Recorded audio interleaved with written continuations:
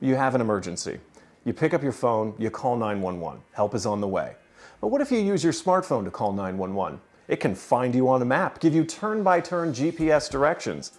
But did you know it's not able to give that same information to 911 dispatchers? Because the system doesn't work that way. I mean, that's the biggest shock of this whole investigation was it was staring us right in the face. They're using this system that was designed in 1996, the era of the flip phone.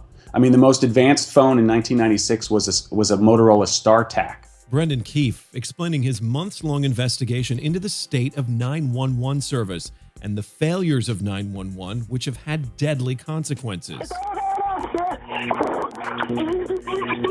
Ma'am, I lost her. 911 has to work all the time, every time, so it has to work with the worst phone calling the least equipped 911 center. And those of us who have more advanced technology, sorry, you're just left out of the mix because we have to keep it as inclusive as possible. And though your Uber driver can come right to your corner, your GPS can give you those turn-by-turn directions. The problem is the 911 system is still set up with a twisted copper pair basis for everything. And so there's no demand where if someone says, no, I want my 911 app to work very well. No, the demand is I want to be able to search Urban Spoon and see if there's a good restaurant near me. And so the market has met that demand while government essentially is still living in the 20th century. So until these desperately needed updates are made, what can you do to stay safe? So you need to have situational awareness.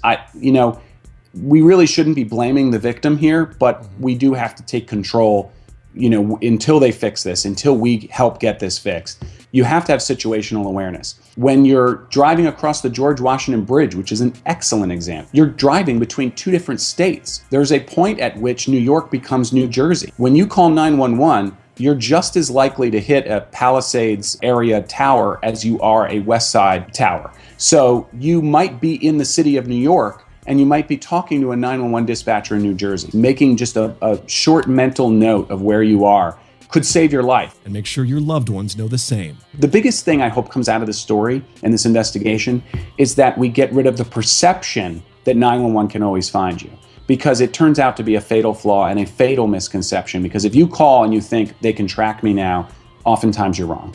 With Tech Bites, I'm Brett Larson.